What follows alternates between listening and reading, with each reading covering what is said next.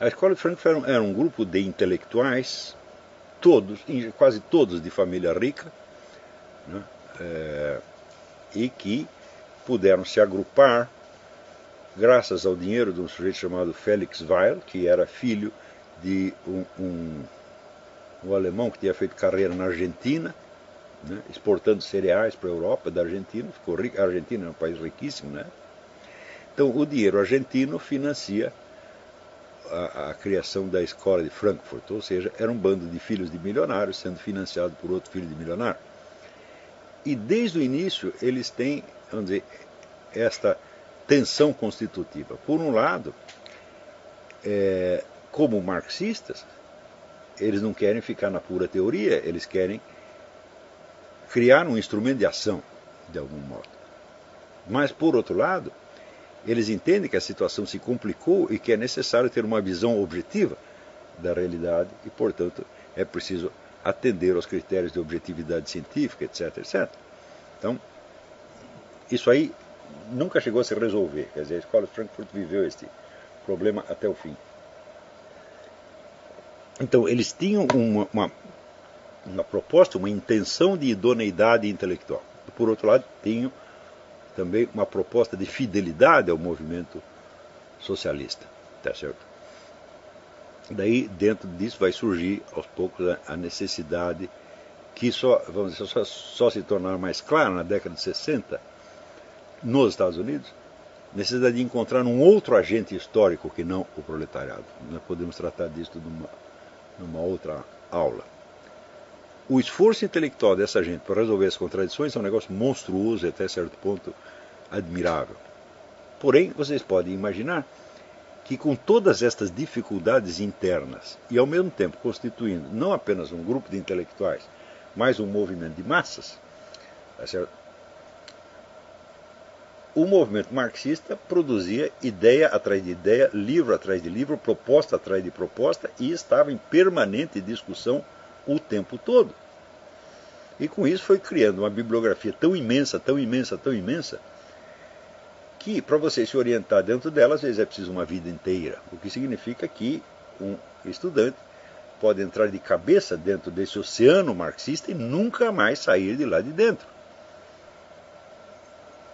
Porque aquilo vai alimentar a sua cabeça dele com temas e problemas e dificuldades pelo resto da vida, e ele ainda tem que assimilar toda uma linguagem, tá certo, imensamente complexa e que vai se tornando cada vez mais rica e complexa à medida que as análises prosseguem. Tá certo? Então,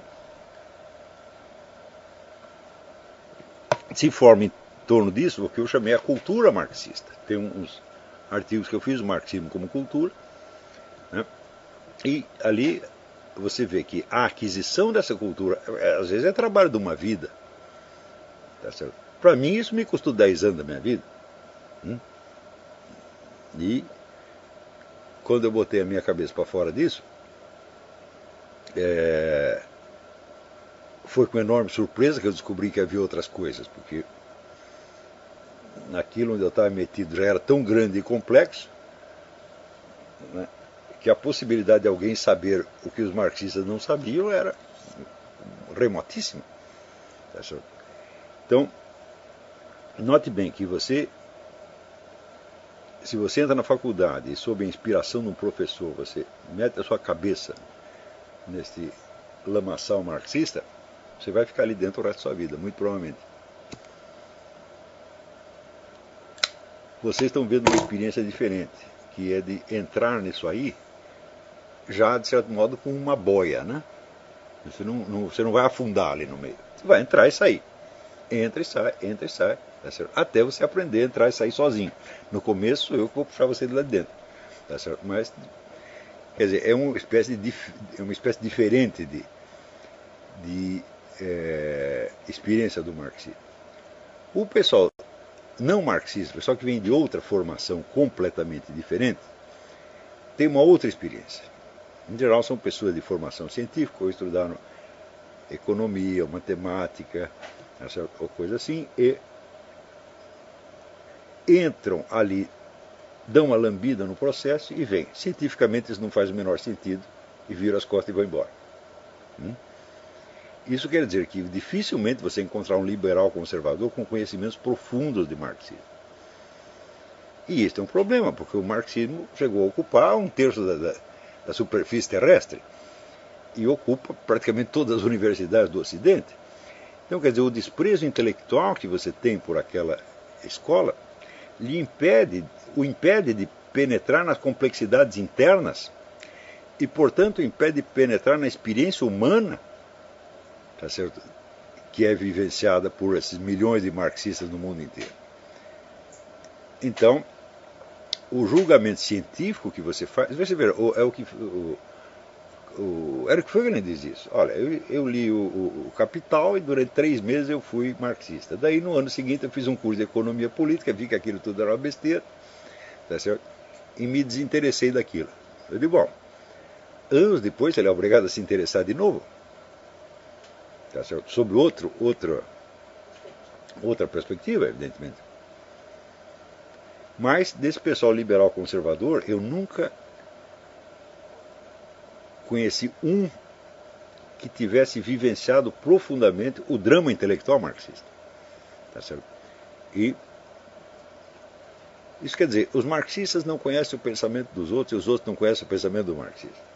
Tá certo? O que já é uma situação, vamos dizer, de uma anormalidade, né, fora do comum. Aqueles que conhecem, em geral, são pessoas que estiveram mergulhadas no marxismo durante muito tempo e que, quando começam a tirar a cabeça fora, já é muito tarde. Tá certo? E do imenso universo de ideias que existe fora do marxismo, só adquire um pedacinho. Foi o caso do Zé Guilherme Melchior. O Zé Guilherme Melchior teve a formação marxista, viveu no meio marxista até os quase 40 anos e, de repente, descobriu que existe a economia liberal. E, bom, a economia liberal já é algo fora do marxismo, sem dúvida. Tá certo? O pensamento liberal, mas isso é uma migalha. Depois, se você pensar, assim, bom, vamos agora examinar o marxismo do ponto de vista da filosofia hindu. Você sabe o tamanho da filosofia hindu? São milênios de um pensamento de uma profundidade muito maior do que o marxista pode conceber.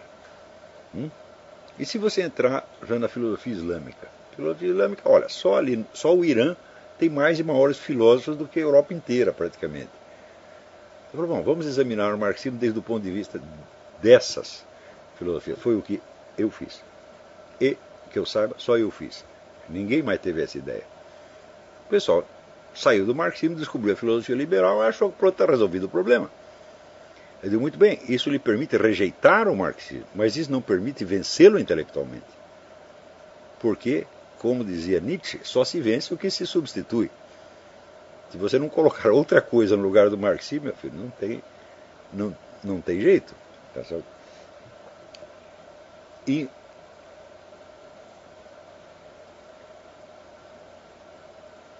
além disso, eu digo, as filosofias do sentido da história, elas só têm como ser superadas desde uma visão escatológica real. Ou seja, você precisa entrar de cabeça nas revelações, né, e ter toda uma filosofia do tempo e da eternidade, né, do juízo final, da escatologia, etc. Para daí você, dentro disso, entendeu o marxismo de novo. Quer dizer, o Eric Fögelen foi um dos poucos que fizeram isso, mas eu acho que o conhecimento que ele tinha da filosofia islâmica era muito, muito, muito limitado. Né? Ele mal chegou a dar uma lambida nesse negócio, e foi uma pena, porque teria chegado a conclusões extraordinárias. Então, eu tive a sorte de ter não só o conhecimento disso, mas a experiência direta do esoterismo islâmico através do Fritjof Schumann. Então, isso aí é uma coisa que aconteceu a pouquíssimas pessoas, tá certo? E o que me deu, vamos dizer, uma perspectiva, um ponto de observação, um posto de observação privilegiado de algum modo. Então, Veja, a elasticidade mental que você precisa para você partindo de uma formação marxista. Você lê depois O Reino da Quantidade e os Sinais dos Tempos, do Guénon. E você conseguir entender uma coisa à luz da outra, a outra à luz da uma, é um negócio enorme. É uma distância enorme. Tá certo? E se você lê isto no sentido em que Leibniz lia, quer dizer, de concordar com tudo que você lê, quando você está lendo marxista, você é marxista. Quando você lê o Guénon, você é guénoniano. É assim por diante. E depois você vai articulando as coisas do modo que você puder. Eu acho que esta seria a experiência intelectual fundamental para o século XX e XXI. Quer dizer, você percorrer toda esta gama. Isso não quer dizer só você conhecer e ler. Você pode conhecer muita coisa, você nem mesmo e não vivenciar as contradições, não vivenciar o drama.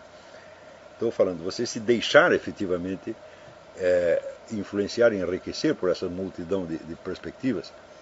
Eu acho que essa seria a tarefa fundamental.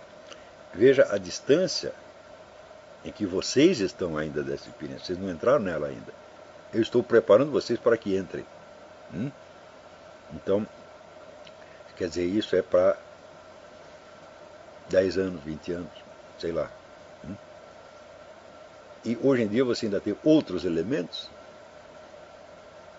que no tempo do Zé Guilherme Melchior não existia. Hoje você tem o tal do transhumanismo, tá certo? Você tem toda a situação, vamos dizer, de dominação globalista, você tem toda a ideologia eurasiana, você tem uma série de elementos novos que não existiam naquela época, e que o seu objetivo deve ser o de compreender tudo isso, compreender humanamente.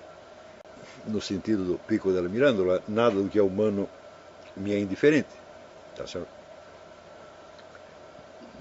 E não há motivo para você dizer, mas isso é muita areia para o meu caminhãozinho. Eu digo, não é. Quem fez tudo isso foi gente, não foram deuses. Né? Então, e mesmo o que Deus fez, ele fez à altura do seu entendimento. Se você pegar só a escola de Frankfurt, a bibliografia dela é tão imensa e os problemas internos são tão difíceis e sutis que você pode passar anos da sua vida ali dentro sem ler nenhum autor que seja fora da escola de Frankfurt. Foi a experiência que foi feita por Martin Jay, né? Um livro excelente, né? The Dialectical Imagination, sobre a história de Frankfurt. Né? E ele não é nenhum discípulo e nem um inimigo da escola de Frankfurt, ele simplesmente decidiu fazer um estudo sobre isso. E fez um estudo altamente compreensivo, tá certo?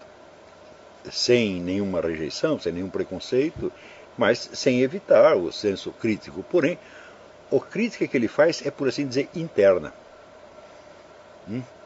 Ele tem uma atitude de isenção perante a escola de Frankfurt, mas ele não tem um quadro de referência maior do que a escola de Frankfurt. E isso é um ponto que eu pensei falar. Ninguém examinou a escola de Frankfurt desde uma perspectiva maior do que a dela, ou pelo menos maior do que o marxismo. Ninguém fez isso até agora. E isso é absolutamente necessário. Quando você vê os esboços de interpretação feitos por conservadores com o nome de marxismo cultural, eu digo, isso aí está muito no começo, está muito rudimentar e expressa antes uma reação de repulsa do que uma compreensão efetiva. Não é isso?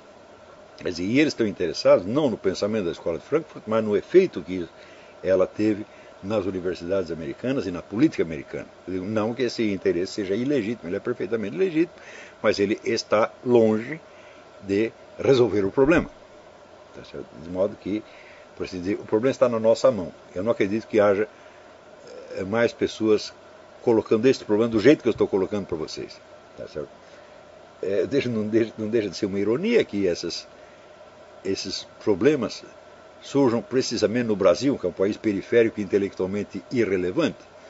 Tá certo? Mas isso também não quer dizer que vocês tenham que viver dentro da irrelevância brasileira. Tá certo? Eu, sinceramente, espero que vocês evoluam, que se tornem intelectuais de alto gabarito, totalmente desajustados na sociedade brasileira. Porque se estiverem ajustados, meus filhos, vocês vão ser imbecis como os outros. Então, tem que estar desajustado, mas não revoltado, não sofrendo. Tá certo? Você tem que achar engraçado e se divertir. Né? As pessoas se queixam, meus amigos não me compreendem. Fala, ótimo. Se eles se compreendem, isso quer dizer que você sabe apenas o que eles sabem. saber mais é saber o que os outros não sabem. E saber o que os outros não sabem é saber quando você abrir a boca, eles vão achar esquisitíssimo e, né, com aquela incredulidade do caipira, vão dizer que você é louco. Né? No começo você pode ficar um pouco assustado ou deprimido com isso, mas ao longo do tempo você começa a se divertir com o negócio. Principalmente se você tiver outras pessoas com as quais você pode conversar e que entendem perfeitamente. Né? Quer dizer, o Brasil é o único país do mundo onde as pessoas querem ser intelectuais highbrow e ao mesmo tempo querem ser compreendidos pela população em geral. Fala, meu Deus do céu.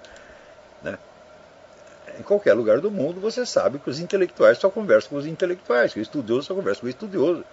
Né? Ele não vai chegar para o homem do posto de gasolina, né, e querer explicar física quântica para o cara entender em 5 minutos. Fala, só no Brasil que as pessoas esperam isso, e quando essa expectativa não se cumpre, elas ficam tristes.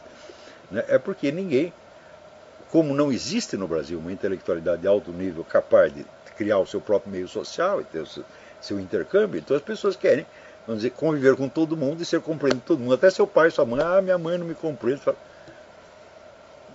meu Deus do céu, que injustiça você querer que sua mãe compreenda. Sua mãe ficou lá lavando suas fraldas, esquentando sua mamadeira, tá certo?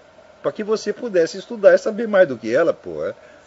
Agora você sabe, você que tem que compreender ela, não ela que tem que compreender você, tá certo? Então, isso também quer dizer que a evolução na vida intelectual é impossível sem uma grande dose de generosidade, de piedade, de bondade, de amor ao ser humano, tá certo? De compreensão pelos imbecis. Claro, você não deve ceder, não deve se deixar humilhar pelos imbecis, deve dar um bom tabefe, mas nunca ficar com raiva deles, pô. É normal, né? Eu às vezes dou um sacoalhão nos caras, pensam que eu estou com raiva, eu falo, essa interpretação imbecil, por que eu vou ter raiva de um sujeito só porque ele é burro? Eu falo, não tem o menor sentido, tá entendendo? Não. Mas você tem que dar umas palmadas no cara para ele aprender, para tomar jeito. Às vezes até tomam. O número de pessoas que me escrevem dizendo, pô, eu odiava você, agora estou estudando com você. Um monte de gente fala, com o tempo, você leva uma porrada, 2, 3, 4, você acorda, pô. Né? Então são porradas pedagógicas apenas, né?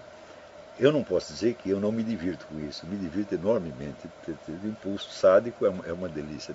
Você vê um sujeito burro e ignorante chegar para você com aquela certeza, tá? E você dá uma rasteira no capa, maravilha. Eu confesso que eu gosto. Mas eu não fico ofendido nem triste de que essas pessoas reajam assim. Né?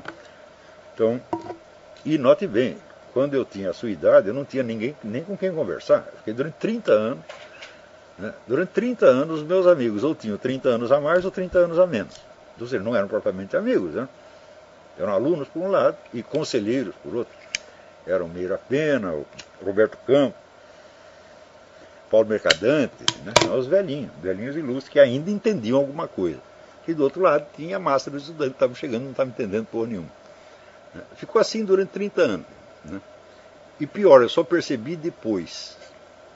Você falou, como é que você aguentou essa solidão intelectual terrível? Eu só percebi depois. Se eu tivesse percebido na hora, eu teria ficado aterrorizado. Mas quando eu comecei a notar isto, foi justamente quando apareceu o Bruno Tolentino. Eu tinha umas conversas com o Bruno Tolentino que eu não podia ter com mais ninguém, porque o Bruno Tolentino é um sujeito da minha idade e tinha mais ou menos o mesmo nível de conhecimento. Ele e o Zé Mário Pereira. Daí que eu percebi que, pô, eu só tenho 2 caras da minha geração para conversar. Né? E daí que eu fui perceber que o meu nome tinha sido uma profecia, que era o sobrevivente. Eu falei, morreu todo mundo, sobrou eu. E a minha avó que escolheu o meu nome é Velhinha Iluminada.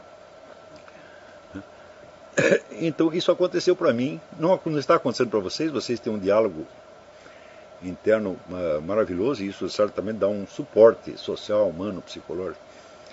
Mas, só o negócio da escola de Frankfurt, você veja o número de intelectuais brasileiros que viveram dentro da atmosfera da escola de Frankfurt e depois acompanharam novos desenvolvimentos que surgiram dentro do pensamento marxista ou esquerdista em geral, como desconstrucionismo, pós-modernismo, etc., etc., que já é... Quais são as relações entre esse pós-modernismo e a escola de Frankfurt? Né? É uma continuação, é uma oposição? Fala, bicho, esse é um saco de gato, não dá para saber. Porque sobre certos aspectos, alguns concordam, outros discordam. uns acham que é continuidade, outros acham que é oposição, mas você vê que tem continuidade. Só este problema, relações entre escola de Frankfurt e pós-modernismo, dá para você estudar 20 anos e você tirar um doutorado pela USP. Né? E depois que você sabe tudo isso, eu digo, bom, o que você sabe? Você não sabe nada. Você sabe as encrencas entre 2 ou 3 pessoas. E este é o máximo que você vai saber do mundo. Mas no Brasil, isso aí já dá doutorado, então você vira um catedrático com esse negócio. Né? Então, uma coisa notável ali nesse pessoal da escola de Frankfurt é, por um lado, assim, a acuidade, às vezes, de certas análises ou psicológicas que eles fazem, ou de certas interpretações que eles fazem de obras de arte e tal, e a absoluta incapacidade de entender aquilo que mais lhes interessa, que é o curso das coisas políticas. Quando você vê as análises que eles faziam e as previsões que faziam, eles nunca acertavam uma. Você dava um quadro para o Theodor Adorno, nossa, ele te dava uma aula maravilhosa. Ele disse, bom, agora analisa a situação política e me diz o que vai dar. Errava 100%, sempre. Eu, mas é na arte que você está interessado? Não, eu estou interessado em última análise no socialismo. Né? E não espanta que o final da vida de vários deles tenha sido totalmente decepcionante, até mencionei, acho que no programa, so to speak, o final do Theodor Adorno, né, quando as alunas dele, né, que tinham absorvido o ensinamento da escola de Frankfurt, transformado em militância política, o desrespeitaram completamente, o humilharam e fizeram o velho morrer. Ele logo depois morreu. As meninas lá tiravam a roupa e ficavam esfregando os peitos na cara dele. Né, e o velhinho dizia, não, vocês não me compreenderam. E morreu em seguida. Né. Walter Benjamin, que terminou assassinado pela KGB, né? Ou o Max Horkheimer, que era o fundador não foi bem o fundador foi o próprio Weil e o Pollock, Friedrich Pollock, mas foi o presidente, o chefe da escola, foi muito tempo, que era o mais inteligente de todos eles. Ele, no fim da vida, ele estava voltando ao judaísmo. Ele foi fazer uma curva, porque todos eles começaram com o judaísmo. O próprio Georg Lukács, no começo, tem muito interesse no judaísmo, daí fizeram uma curva inteira, daí no fim do Max Horkheimer, quando morreu, estava quase se reconvertendo ao judaísmo. Então tudo isso foi muito melancólico. Em matéria de previsões, eu vou dar 2 exemplos aqui que o Martin Jay dá no livro. Né? Previsões sobre coisas importantíssimas e que eram do máximo interesse da escola. E você veja como eles foram parar longe da realidade. Essa aqui é a carta que o Horkheimer, já velhinho, mandou para o Martin Jay para agradecer o livro. Então aqui na segunda edição ele reproduz. Ele diz, Horkheimer, a carta foi escrita em dezembro de 71.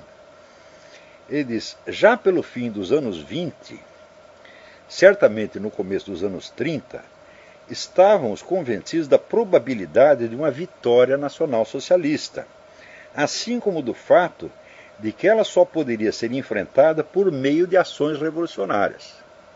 Ou seja, eles estavam conscientes, esse negócio do nazismo está crescendo, ele vai nos dominar, então somente a ação revolucionária pode pará-lo. Isso é o que eles achavam no começo dos 30. Acontece o seguinte, foi justamente a ação revolucionária que facilitou a ascensão do nazismo. Se o pessoal da esquerda tivesse se aliado com o governo que era social-democrata, os tucanos, teriam esmagado o nazismo. Mas, como em teoria o governo social-democrata era burguês, então o que acontecia? O nazista atacava o burguês por um lado e os comunistas por outro. Tá certo? O governo caiu e os nazistas estavam melhor organizados, ganharam a parada. Então, eu digo que essa previsão foi exatamente o contrário do que aconteceu. Então, eu tenho que dizer, nesta altura, nós temos que nos abster de ações revolucionárias. E temos que apoiar esses malditos tucanos, porque senão os nazistas vão nos comer vivos como comeram. Né? Outra previsão aqui nos anos 60, Friedrich Pollock escrevendo o seguinte: a esta distância, o que está acontecendo, eles estavam todos vivendo nos Estados Unidos, já como exilados, né? A essa distância, o que está acontecendo nos Estados Unidos parece realmente patético. Todos esses sintomas de desintegração da grande sociedade era o projeto do Lyndon Johnson para o Estado Previdenciário. Todos esses sintomas de desintegração da grande sociedade, ou seja, a desintegração do sistema previdenciário que nunca parou de crescer desde então. Nós estamos vivendo dentro da Great Society, né, realizada. Agora está todo mundo no Social Security, né? Ontem eu lembro que tem 88 milhões de americanos que estão fora da força de trabalho. Ou seja, eles não fazem nada, né? E também não estão procurando emprego. Eles vivem ou das suas famílias ou do Social Security e não querem emprego. Então, isso é um dos motivos da taxa de desemprego até ter diminuído um pouquinho no mês passado. Tem menos gente procurando emprego porque não precisa. Então, com todos esses sintomas de desintegração de uma grande sociedade, apontam para que não há nenhuma alternativa senão a perda das liberdades remanescentes e o governo de uma classe média rudemente materialista sob o comando de um Führer. Esse temor de um governo à direita, criar um governo fascista, um golpe militar de direita, existem centenas ou milhares de filmes sobre isto. 5 Dias de Maio e outros tantos filmes. Era isso o estado de espírito. Da onde surgiu isso? A Escola de Frankfurt. Por quê? Porque aqui você tem a família americana, a família americana tem a estrutura de personalidade autoritária, escreveu um livro coletivo de quase 1000 páginas sobre personalidade autoritária da família americana, né? E esta classe média, então, ela requer um regime de tipo fascista e eles vão dar um golpe e vão acabar com a esquerda. Eu digo isso nos anos 60. Né? Eu digo, bom, foi exatamente o contrário que aconteceu e quem está fazendo o governo fascista agora são eles. Ou seja, isso são só apenas 2 previsões feitas por dentro da Escola de Frankfurt. Então, eu digo, o entendimento que esse pessoal tinha, por exemplo, das artes ou até de filosofias antigas, era maravilhoso. Se eles quisessem ser puros intelectuais acadêmicos, eles seriam um sucesso. Mas eles estavam interessados em encontrar um novo agente da revolução. Quando encontrou um novo agente, que eram os estudantes, as prostitutas, os bandidos, etc., eles se voltaram contra eles e os humilharam. Tá certo? E, logo em seguida, adotaram todas as táticas fascistas que hoje estão aí em pleno uso generalizado. Né? Então, o que mais? Eles só erraram naquilo que mais lhes interessava. No resto, eles acertaram. Então, isso é uma tragédia intelectual monstruosa e que não pode ser ignorada. E, vamos dizer, muito da vida brasileira de hoje é um fenômeno, vamos dizer, um eco remotíssimo desta tragédia vivida por essas pessoas. Eu duvido que tenha algum desses marxistas brasileiros consiga compreender mais ou menos a Escola de Frankfurt como um todo, ou mesmo, eu acho que existe a tradução brasileira deste livro, A Imaginação Dialética. Eu duvido mesmo que esse pessoal consiga entender tudo o que o Martin G. está explicando aqui. Porque para isso precisaria muito mais cultura, precisaria ter uma cultura do nível que o Theodor Adorno tinha. E eles não têm. Então, isso quer dizer que a vida cultural universitária brasileira, vamos dizer, é o eco de uma sombra, de um sintoma, de um sinal, de uma coceira da Escola de Frankfurt. Né? Sem contar o que veio depois. Né? Eu imagino o que pode fazer um cérebro de brasileiro, cérebro universitário brasileiro, com, né, esse conflito de amor-ódio que existe entre os pós-modernistas e a Escola de Frankfurt. O que eles podem fazer com isso? O sujeito pode dedicar a vida inteira dele a isso aí. E produzir inumeráveis teses universitárias. Né? Eu digo, bom, ele pode até fazer isso, mas em que isso vai ajudá-lo a compreender o processo político-histórico real? Em nada. Porque para isso ele precisaria enxergar desde outras perspectivas tão remotas. Por exemplo, agora o pessoal está ouvindo falar do eurasianismo. Então, eu estou falando do eurasianismo há 20 anos, e eu li esta coisa toda, e pior ainda, eu conheço a retaguarda do pensamento russo, tá certo, que inspirou o Dugin, não todo, evidentemente, porque eu não leio a língua russa, mas do que eu pude ler em tradução inglesa, francesa, italiana, alemã, o resto eu aprendi um bocado de coisa, e sobretudo, o meu curso lá com o padre Laduzans foi feito inteirinho na base de um trabalho que eu estava fazendo sobre o Vladimir Solovyov, né? Que é um desses grandes nacionalistas russos, inspirador remoto da ideia eurasiana. E esse pessoal nunca leu uma linha de Solovyov. Por quê? Solovyov é um filósofo cristão da ortodoxia russa. O que isso pode interessar na USP? Nunca, nada. Então, Mais ainda, o Dugin, ele leu René Guénon inteiro, Júlio Zévola inteira, mais Zévola do que Guénon, e você imagina um marxista da USP lendo Júlio Zévola, que está falando sobre alquimia, magia, etc, etc, etc, e quer dizer, é um mundo estranho. Em toda a USP, eu só conheci 2 camaradas que sabiam disso. Um era o Ricardo Mário Gonçalves, que era um monge budista que criou o Instituto de Estudos Orientais lá na USP, criou não, dirigiu pelo menos. E outro foi o Inácio da Silva Teles, que era um tipo totalmente extravagante e isolado dentro da faculdade. Tá certo? Ninguém nem entendia uma palavra do que ele dizia. Então, que, aliás, aconteceu um fenômeno extraordinário com o Inácio da Silva Teles, que ele sempre foi fã do Júlio Zévola. Ele, quando foi para a Itália, né, quis conhecer a casa do Júlio Zévola, que agora era um museu. O Júlio Zévola tinha morrido 5 ou 6 anos antes. Isso ele que me contou essa história. E quando ele contava, ele arregalava os olhos desse tamanho. Ele ainda estava com medo, e você via que a coisa tinha acontecido mesmo. E daí ele telefonou para o museu. Alô? Quem está falando? Aqui é o Conde Júlio Zévola. Eu disse, hã? Ah, eu queria conhecer. Ah, o senhor vem aqui. Ele foi. Estava lá o Júlio Zévola sentado na sua cadeirinha de roda, que ele tinha perdido as pernas durante a guerra. Conversou com o Júlio Zévola durante várias horas, 5 anos depois do homem ter sido enterrado, e depois foi para casa e nunca entendeu o que tinha acontecido. Eu também não entendi, evidente. Até hoje ninguém. Pode ser que o Júlio Zévola enganou todo mundo, dizendo que tinha morrido só para não encher mais o saco. Pode ser que fosse o fantasma do Júlio Zévola. Pode ter sido uma alucinação, mas o Inácio, como dizer, era louco, mas não rasgava dinheiro. Né? E, aliás, um dos homens mais cultos e brilhantes que eu conheci no Brasil.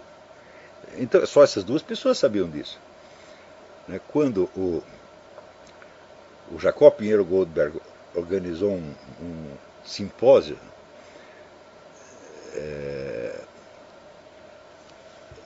sobre as religiões orientais, na USP, tinha lá um monte de uspianos, a ignorância geral era um negócio monstruoso. Isso foi em que ano? Você lembra disso? Ainda nos anos 80? Eu, na época, eu estava escrevendo negócio para o René Guénon. Eu dei uma conferência no Instituto de Biociências da USP sobre o que é o conceito de ciências tradicionais. Tinha umas 200 pessoas na plateia, todo mundo assim. E o que esse cara está falando? Eles nem acharam, ninguém nem contestou, eles não entenderam o suficiente para contestar. 81 mais ou menos, né? Então, você vê aqui o despreparo para lidar com essas coisas, no Brasil é um negócio monstruoso. Então, por isso mesmo, a escola de Frankfurt, para essas cabeças, sem contar os problemas entre a escola de Frankfurt e os pós-modernistas, bom, isso pode ser o tema para uma vida inteira de professor da USP, que nunca vai sair daí. Eu espero que vocês façam melhor. Não já, isso vai dar muito trabalho. Tá certo? Também não estou sugerindo que mergulhe de cabeça no marxismo amanhã. Não façam nada na área antes de ler o livro inteiro do Kolakowski, The Main Currents of Marxism, as correntes principais do marxismo. Eu acredito que existe uma tradução brasileira. Esse é o livro número 1. Né? O livro tem umas 1000 páginas. Depois de vocês lerem o Kolakowski, talvez vocês estejam prontos para começar a estudar o assunto, sabendo que vocês não vão conseguir nenhum resultado antes de 10 a 20 anos. Tá bom? Então, vamos fazer uma pausa, daqui a pouco a gente volta.